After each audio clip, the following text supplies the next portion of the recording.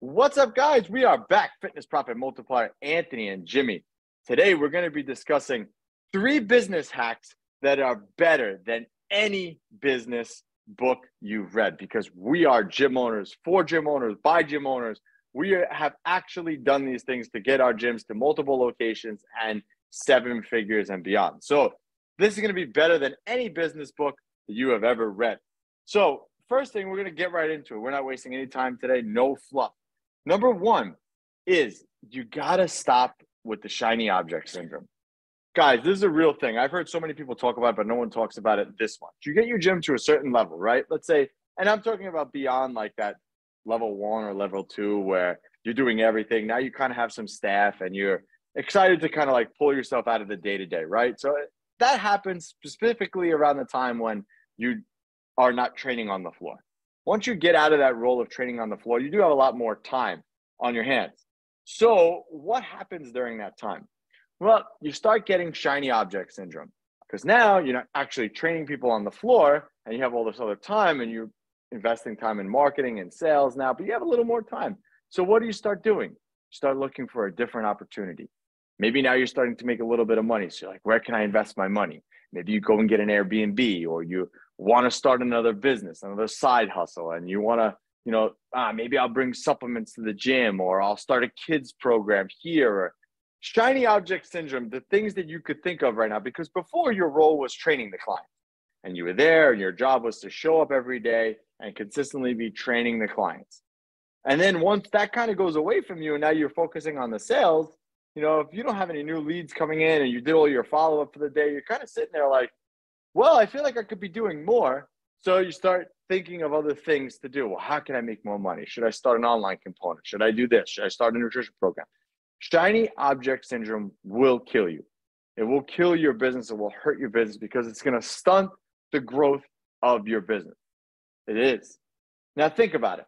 Let's just say you have your gym, your personal training gym, and another personal training gym down the block opens up. If that owner is laser focused in on growing that facility to max capacity, and you're scatterbrained and trying to do all these other things, who do you think is going to win? Who do you think is going to get more clients? The gym down the block. And that's not good. That's not what we want. We really got to focus on being focused at growing our gym and getting it to capacity.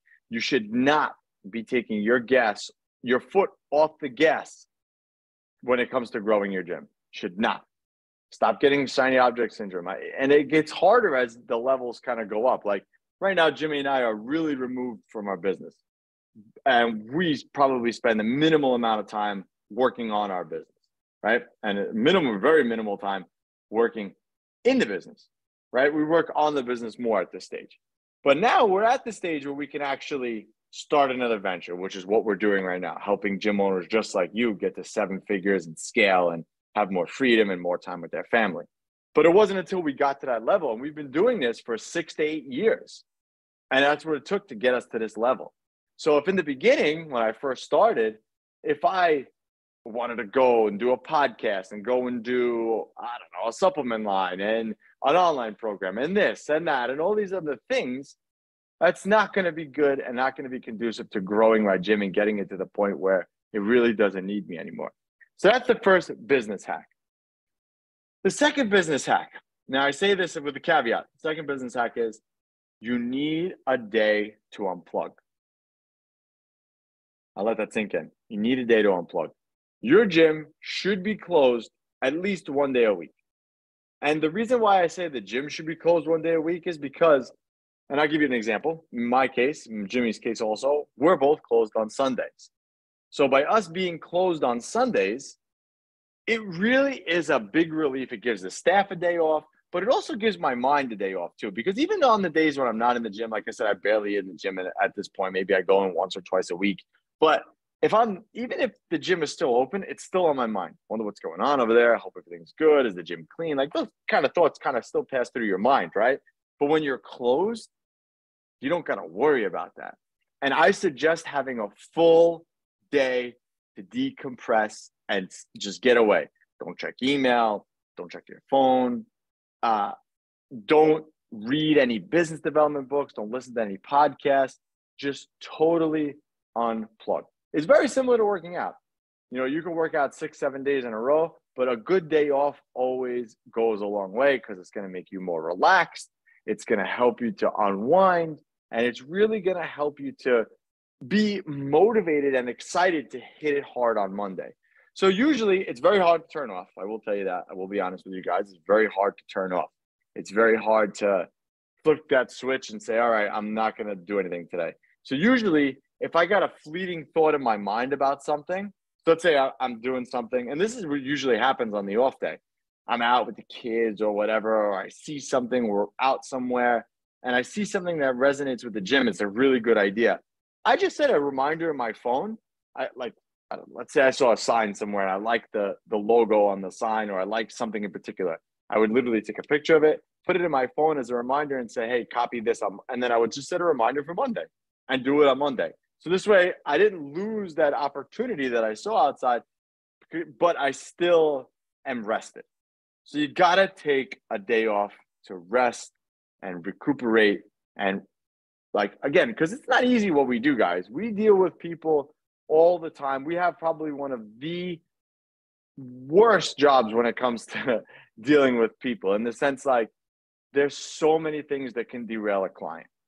You know, and our gyms are mostly going to be, made from referrals and word of mouth type gyms, because we're good at what we do, right? But the issue is that our competition is everything.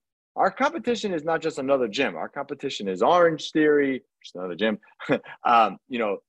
Optivia, Weight Watchers, Pilates, the pole dancing place, all those other things that people think of as fitness are Peloton at home. All those types of things are our competition. And at any fleeting moment, a client could say, I'm going to go get a Peloton. It's easier. And we all know what's going to happen when they get the Peloton. They're not going to use it.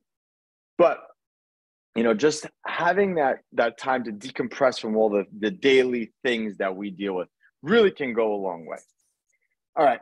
And the last business hack that is so, so important. Once you start scaling yourself out of the gym and you start buying back your time, the key is that you need to stop being the best trainer in your gym. A lot of gym owners talk about having, I'm the best gym trainer at my gym. I'm the best trainer at my gym. That is very bad. You don't want to be the best trainer in your gym, because you want to be able to replace yourself. So you need to become the best trainer of training trainers. That's right. You need to become the best trainer at training your trainers, because that is a really, really big investment in retention, because the better you can make all of your trainers, the better they're going to be at retaining your clients. And the better your team is, the better the word of mouth is going to be for your gym. And on top of it all, it'll give you the reassurance that you need that your gym is being run perfectly without you there. So you got to go from being the best trainer to the best trainer of trainers in order to really, really scale yourself, get to that 7 figures, and open up multiple locations and just scale and get more freedom and more time and all those things that you want, more profits, more money, all those things you want come with that. So just to summarize, the 3 business hacks that you need to really implement now. Stop having shiny object syndrome. You don't need a kids program. You don't need this. You don't need that, all these other things. Take 1 day a week to rest and recuperate. Stop, take a day off, breathe, okay? And the last one, you have to be the best trainer at training the trainers. If you guys like any of this, you know what to do. Hit those like buttons, subscribe, hit that follow button, leave us a 5-star review. And until next time, Anthony and Jimmy, Business Profit Multiplier, we are out.